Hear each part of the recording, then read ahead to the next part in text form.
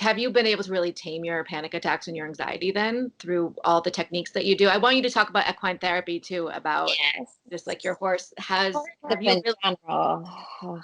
yeah, they're my spirit animal, horses.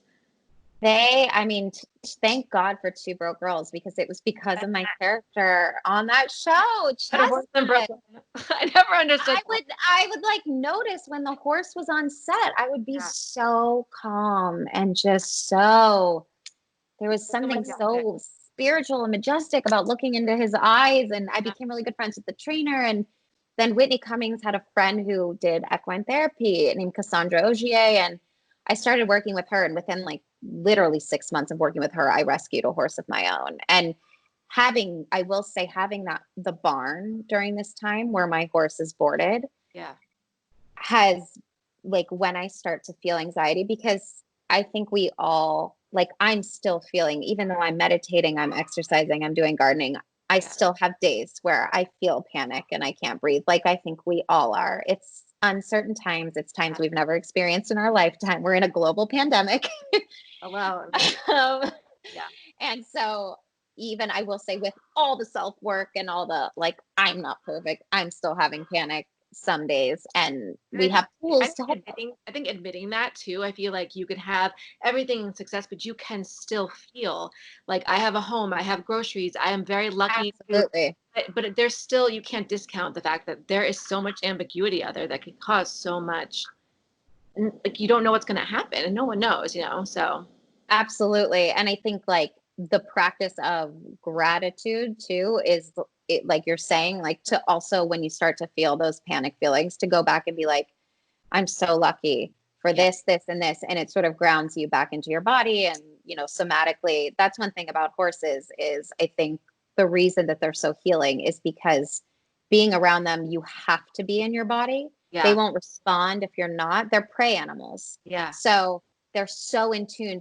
A mountain lion can be a mile away and they can feel that energy. So if Yeah. you're living in anxiety, or you're, very fearful, but you're trying not to be fearful Yeah. because you want to pretend you're not, they're going to see through your bullshit right away. They Okay. can read that. And so, learning how to communicate with my horse in a way where we can understand each other and it's a partnership has forced me to come into my body and into, like, my authentic feelings, no matter where I am that day. If I'm feeling angry, it's better to just let myself feel angry. And I think, like you were just saying, with anxiety right now, to know that it's okay to feel it and not try to push it down, Yeah. no matter, if you're a healthcare worker on the front lines, if you're someone doing the incredible work in the food bank. I mean, I can't imagine the immense amount of stress that Yeah. is going on in those fields. So my level of anxiety is so different from what they're experiencing, Yeah. but being able to feel that fully, Yeah. and know that that's okay. And I think, as women, that's one thing Glennon Doyle talks about too in her book, Yeah. is like, we're allowed to feel. Yeah. It's okay. It's part of humans are allowed to feel and not suppress it. And I think our culture has been so almost too self-helpy and, like, how can I fix it? Can I Let me fix fix myself. But also too, I think that people don't want to feel bad things. They don't want to feel pain. They don't want to feel rejection. They don't want to feel all this icky stuff, but that is how you grow. It is how you grow, and it's how you combat those feelings of inauthenticity and also anxiety, because you're, by pushing it away, it's Yeah. only making it bigger. I Worse. always love it. You got to feel it to heal it. I That's my thing. You got to love feel that. it to heal it. When you started equine therapy, did you just kind of like go and like pet the horse? Like, did you hug the horse? Like, I'm just curious. Like, what is the first step in equine therapy? Yeah, I mean, look, there's 100 different, now that I've, like, sort of really tapped into the world, there's 100 different people who teach it and who have all sorts of different philosophies. But the woman I learned from, it was all groundwork, a little bit of bareback and bitless riding. It was all about the connection with the horse. A lot of times it starts with observing the horses in a herd, and you'll immediately be drawn to a personality of the horse. And usually they're a reflection of you in a way, and something you need to work through. And so I remember a lot of observation in the beginning where we'd sit. I also think nature is a big part of equine therapy, in the sense that you're outside, you're with these majestic creatures. Yeah. Already you're in your nervous system is sort of reset in a way of neutral, right from just sitting down and observing them outside. And then, yeah, I mean, horses are big and they're dangerous and they're scary. Yeah. For me, it was really, I have a lot, obviously, anxiety, but even around them in the beginning, and I still get scared, because they're unpredictable and they're much bigger than you and they are dangerous. And so learning how to have a boundary with them. Yeah.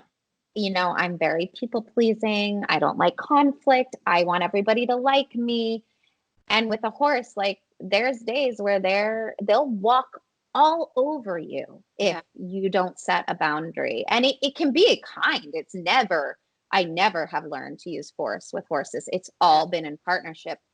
But it's also reflected in my life of like, okay, if I'm exhausted and I can't do this one commitment, I'm not going to feel guilty about saying no, and a boundary there, or I don't know, the hundreds of things you get asked to do or things that you can't please everybody in this life. And knowing that has been a huge, like working through that with the horse and being able to have like a boundary with my horse so I don't get hurt. Yeah. Oh my gosh. And where you ride your horse is incredible. All those wildflowers. Oh, Sort of like twirl in the field. So come to California, girl. Come twirl. Come ride horse. Have a music moment. So that's so interesting. I feel like anxiety, perfectionism, people pleasing are kind of like one big lump of things. And like even you can be aware. I'm like, yes, I'm being a perfectionist right now with like my photography or something, but it's still. Your photography is so beautiful, by the way. Oh my. I'm so jealous that I don't get to work with you. Hey, you have to come here. Next time. Totally. No, but still, like, I think those things are so rooted in each other. And I feel like releasing them that's what I'm trying to do. The breathing technique to be like, let it go, let it go, let it go, Yeah. Yes. Like Snoop Dogg sang in his car, let it go. Did you see that? I love that. I know. Even Snoop Dogg had to let it out, you guys. Like everybody's dealing with this pandemic. And I think that's okay too, because I think a lot of it for me in the beginning was feeling a lot of guilt. Like I have a house, but then I drive by. LA has a horrendous problem with homeless, and the feeling of not being able to come home and not be able to help them. And I think there's so much, I don't know if you've been feeling this, but there's a lot of guilt around having things right now. And you just want to give, which is great. I mean, we should be giving monetarily, physically, however we can. But I think like knowing like, okay, I'm doing the best I can to give back. I'm going to continue to do that. It's okay. To just reflect and be grateful for what you have. And also be able to know that like, as soon as this is over, I will hopefully be inspired to give more, do more to help. And, teachers and nurses and doctors, I hope we have a newfound sort of sense of they deserve more pay. They deserve more accolades. Grocery store workers, delivery drivers that are the Amazon drivers that are Amazon. Oh my gosh, the amount of thank you. Well, and the plants. I mean, I don't know if they're into plants, but for me, it makes me feel like one of our neighbors like started crying when he got his, one of our elderly neighbors. So I know it, even if it's just like they think it's funny or something. Like at least it makes I think them the laugh. gesture of gesture cares. Yeah. So, are you still having the organization that you do with the equine therapy with the? It is really difficult to raise money for an organization. It's hard for a business too. So. And equine therapy, because of what it entails and insurance and all that, it costs almost $30,000 for 6 women for one program. Wow. And all the way through almost, I was funding it myself, but I just physically couldn't financially anymore. So we were raising money, and now we sort of like had to take a step back, and we have money. Actually, we do have money for our next program, but then COVID hit. We were planning on doing it this spring.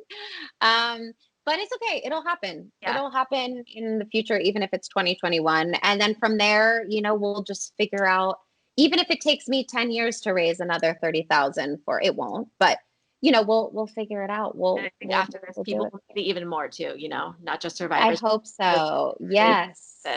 Absolutely. So I'd love to, since you were kind of figuring, when did you start feeling relaxed in your career? Like, when did you start feeling? Never. Okay.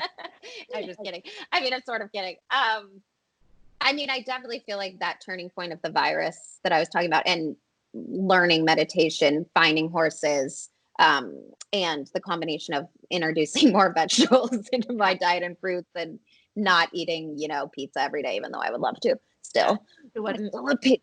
I think this career to me is so much more than a career. Like, it's what I've been doing since I was a little girl. So I know it's like what my purpose is here. So I don't feel like I want to be 85 years old and on a set, even if I have 3 lines, like That lady in the background screaming. I don't even care if I'm the lady in the background screaming, as long as I'm like contributing and with an ensemble of great, artists. And I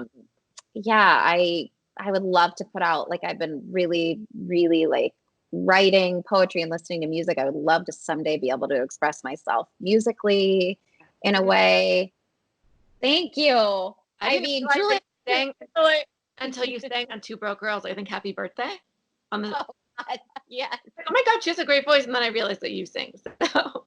I missed that, but it was also such a part of my life, like growing up, that I just don't do anymore. I just don't really sing as much, but playing the banjo and exploring that. So yeah, because we're obviously not going back to the neighborhood for maybe the fall, maybe January. I don't know when we're gonna go back. Nobody does, but at least I can write poems and music, and I can still. I will not survive without some sort of creative outlet. How do you what is one thing you would say that you learned about yourself since you become successful and a household name, or have achieved success? What is one thing that you've learned? Just how important the people around you are. To have people that I'm so grateful for, my family, my husband, my friends. And I think during this pandemic too, we lost my grandma, and I'm sorry. She's like the matriarch. Yeah, it was hard because you can't say goodbye. I said goodbye to her on FaceTime, and oh my God, I'm so sorry. It's okay. It's like I've learned a lot from that too. But I'm gonna get like emotional a little bit. I'm sorry. But I think in success and in grief and this global pandemic and everything, what I'm realizing is just how important time and relationships with the people I love are. Yeah. And no matter if you win an Oscar or you do great commercials for the rest of your life as an actor, it doesn't matter. It's the people around you and what you believe in and where your heart is that's the most important, I love that. I agree. And I'm so sorry about your grandma. I've been thinking about people who have to mourn like that, and I can't imagine, to be honest. I feel most bad for my grandpa because not being able to have closure in a funeral sense with, like, we have a big family and they're all over the country. Yeah. We can't come together yet to sort of, and for him, I think that's been, I would imagine that is, they're married, 60 something years. It's like, I would imagine that's been so difficult for all of us, but mostly for him, but to not have sort of family time to remember her and celebrate her and come together. I mean, we will. I'm wearing this. I feel like she visits me every day as a hummingbird. I love her so much, but so I got this like hummingbird necklace to think of her all the time. But yeah, to have that sort of time, and I haven't seen my mom, like to be able to hug my mom after. Yeah. Luckily, the night she died, my sister is here in LA, so we were able to socially distant, like mask outside, talk, see each other. But gosh, I'm so sorry. Yeah, it's been crazy. I'm not the only one. I know many people have had way worse situations where they didn't get to say goodbye on FaceTime or. It just it's this whole period. I pray for everybody who has. True. I mean, my God.